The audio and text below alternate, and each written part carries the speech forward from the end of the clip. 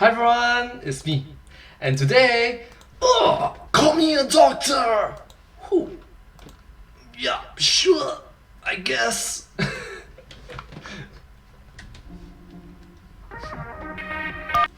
MadPat, there's a TV marathon on today of famous fictional doctors.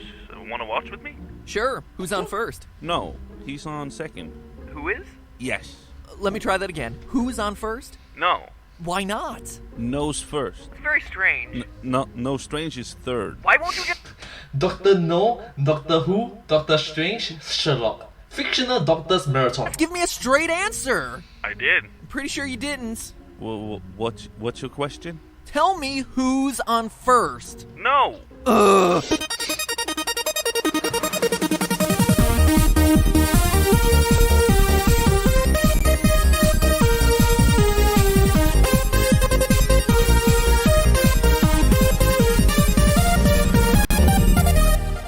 Hello, Internet. Welcome to Film Theory. Hello Internet, welcome to Film Theory. Show that'll attempt to prove what countless quantum physicists don't really care about. Can a Time Lord really exist? Last time we talked about his alien biology, 2 hearts, low body temperature, and the 10th Doctor's dreaminess.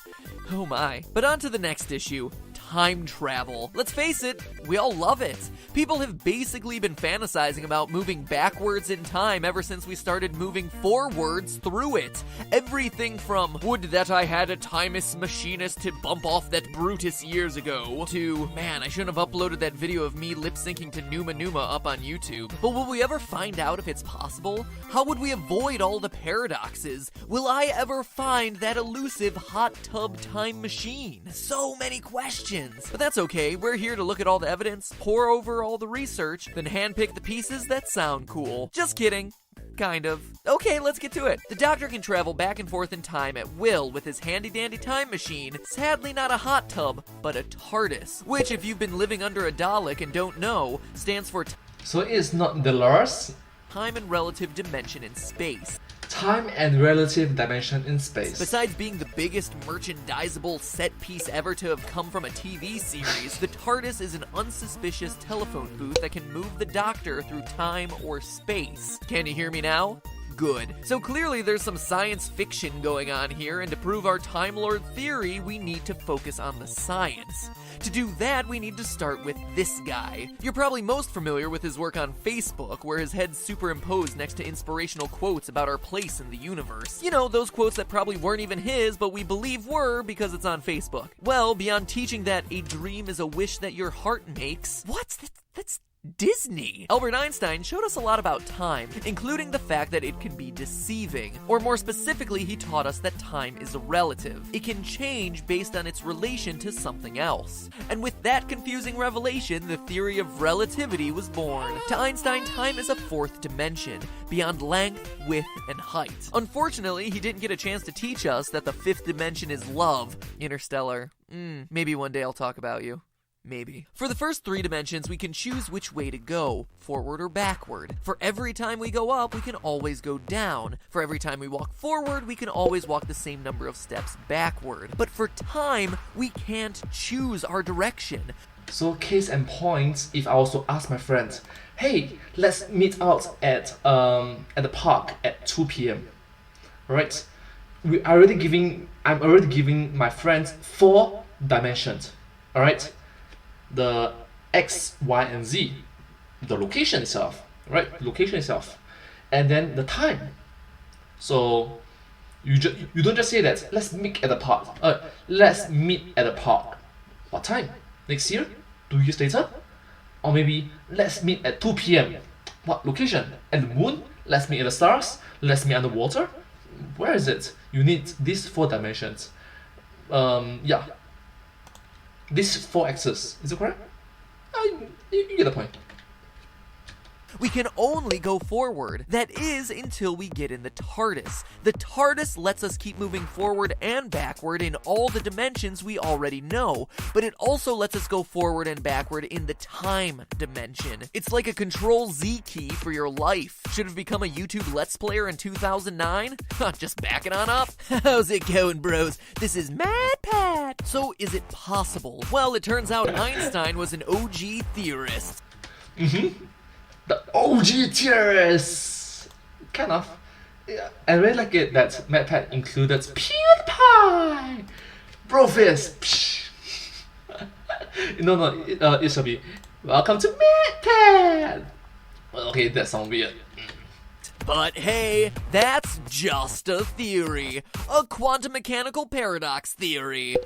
A quantum mechanical paradox theory! No wonder his channel doesn't have that many subscribers. Anyway, his theory of special relativity is the basis for all modern time travel theories. In case you missed this one in freshman physics, his theory of relativity can be summed up by saying that the rules of time change the faster you're traveling. What that means is once you start to travel close to the speed of light, what you reach is a relativistic speed. At this point, your time relative to everybody else starts to change so that your time is actually slower than everyone else's. It's a very similar phenomenon to when you're waiting in line at the DMV or waiting for Star Wars to come out. Time slows to a crawl. Anyway, because time passes slower for you, when you return to the rest of the world, it's like you've jumped forward in time. Only a little time has passed for you, but a lot of time has passed for everyone else. They're suddenly older than you. It's better than plastic surgery. And it makes a lot of sense with what we see in the TARDIS. You get in, you speed away, and it looks like you're moving so fast you must be traveling close to the speed of light, which is exactly the speed you'd need to travel through time, going forward. Realistically, we can explain all the times the TARDIS moves forward through time using relativity, definitely a point in the Time Lord's existing column, but that's obviously only half the battle. So okay then, what about going in the other direction? Let's talk about going back. Back to the future. No, Doc Brown, we just did that. Back to the past. Just back to the past. The problem is, traveling backwards in time, it's really complicated. There are theories, so many theories about how it's possible, from cosmic strings to faster-than-light neutrinos. So where do we start? Well, the series points us to one theory in particular.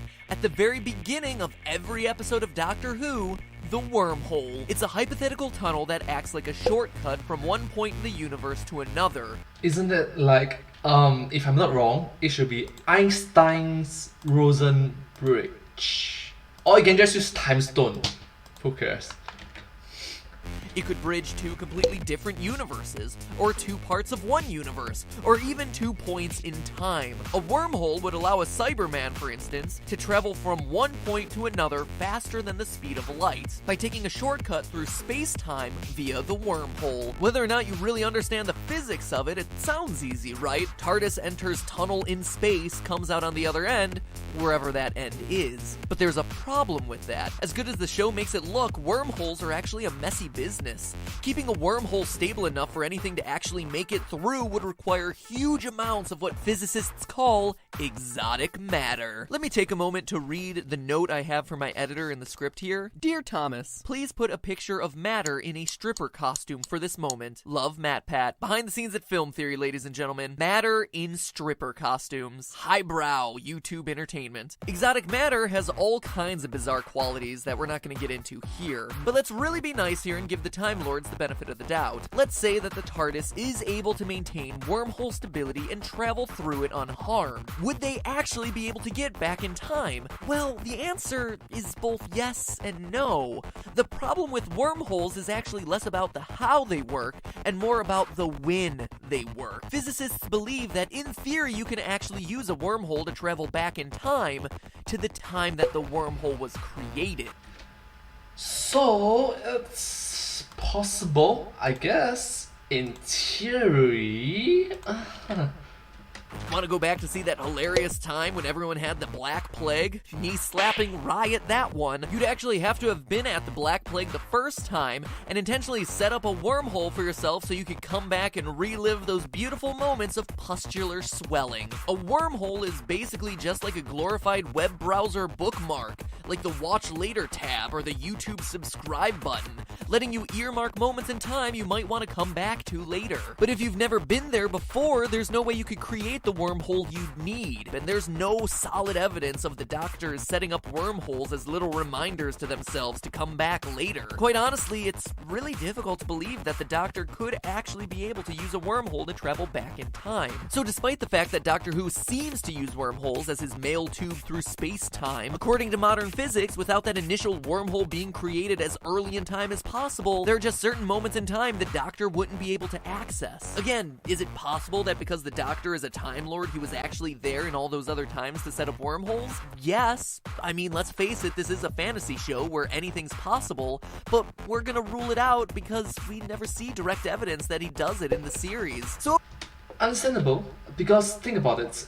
Even though this is a fictional show, we try to ground it with reality in the real world. In the real world. IRL. okay, no wormholes, but what if it were something else? Something that looked similar, but functioned slightly differently. Well, it turns out that I'm not the only one interested in trying to get the TARDIS through time. Recently, two physicists and fellow Time Lord aficionados Ben Tippett and David Sang of the Gallifrey Polytechnic Institute and Gallifrey Institute of Technology, otherwise known as GalTech, GalTech, sounds just like a super geeky Tinder. Oh, her Bose-Einstein condensate is nowhere close to absolute zero. Swipe left? It's also worth pointing out that those aren't real institutions. They're references to the show. Anyway, they wrote a paper called Transversal Achronal Retrograde Domains in Space-Time, or TARDIS. Ah, I see what you guys did there. To show how the Doctor's time-traveling blue box could actually exist in our universe. In theory.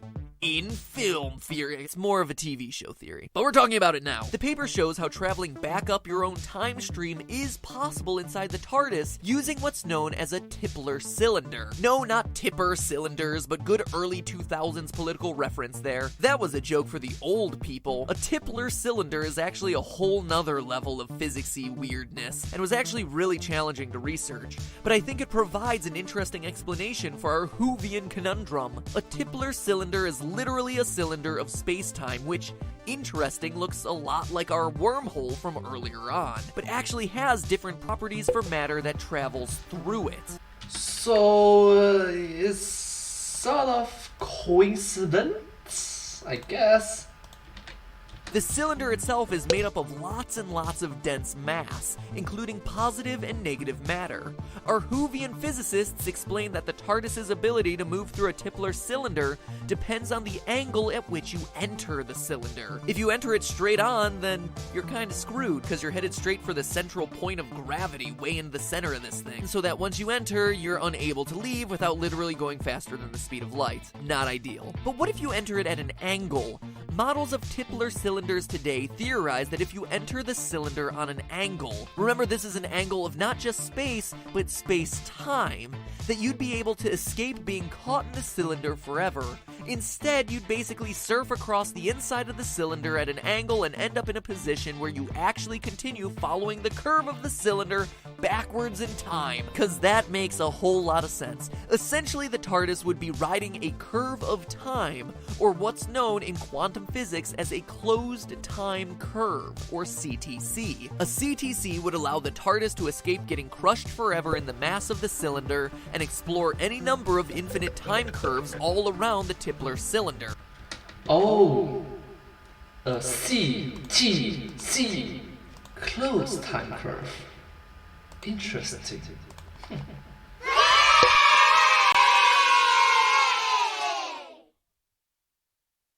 So, unlike our wormhole before, the TARDIS isn't trying to travel through it, it's trying to curve around it. You can even see this in the opening sequence that the TARDIS isn't really moving in a straight line, it moves at angles. This just looks like an accidental or stylistic choice, but it actually corresponds well with the turns and angles you would need while traveling at relativistic speeds through a Tipler cylinder to successfully travel back in time. So the next time you hear about the Doctor traveling through a wormhole to go save the galaxy, remember that he's actually hopping into a Tipler cylinder and surfing across the surface of space-time to go save the galaxy. If you didn't understand any of that last paragraph, I don't blame you. Theoretical physics is weird. I'm still trying to wrap my head around a lot of this stuff. But it's a cool thing to whip out at a party in a conversation. Tell that to your friends. It'll make you seem smart and super cool. Well, you know, it'll make you seem smart. Let's just stick with smart. So shockingly, after 2 rounds, the score still stands in favor of the existence of Time Lords. And if you think we're done here, you should be right, but we're not.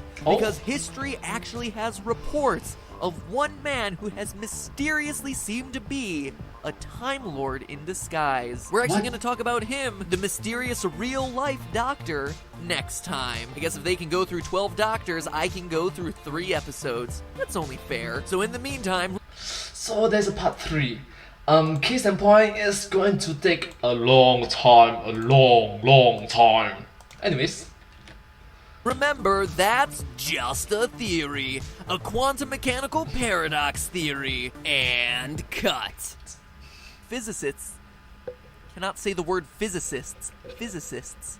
Hey, do you like the opening theme to Film Theory? Or honestly, a lot of the tracks that we use across both Game Theorists and Film Theorists? Then please do yourself a favor and check out my dear friend Carf Darko. He's been kind enough to support Game Theory and Film Theory as well as all the other shows on both channels for what, like nearly 3 years now, with his incredible musical talents. So if you need some catchy tunes to rock out to, or work out to, working out, that just ain't me. But hey, if you're doing it, more power to you. I support your struggle. Then please go check out his channel by clicking right here. This is a man who truly puts his everything into every piece of music that he puts out, so give him some support. His talent and dedication make it more than worth your time. And once you've done that, click here to check out our first episode on Doctor Who, covering some crazy biological things, like the fact that you, yes you dear viewer, had 2 hearts at one point in your life. Wild, right? Or if you're into the science stuff and saw that one, click here to check out how Dragon Ball Z characters perform energy waves. There's a lot of really awesome matter physics in that one. Still working on harnessing my key energy. And I think that's about it. So now, if you'll excuse me, I need to go take some medicine. Red pill or blue pill? Matrix! Oh my gosh, that's OP. Anyways, I hope that you enjoyed this video as much as I did. Looking forward to part 3, which will come out. It's gonna take a while. Anyways, if you do like this video, please remember to like, share, and subscribe to my channel, and comment down below if you have any share of us. Don't forget to follow my channel, and I sincerely appreciate all the support and encouragement for my work. Thank you so much, and hope to see you in my next video. But hey, that's just a one time. But hey, that's just a theory, a film theory, and cut.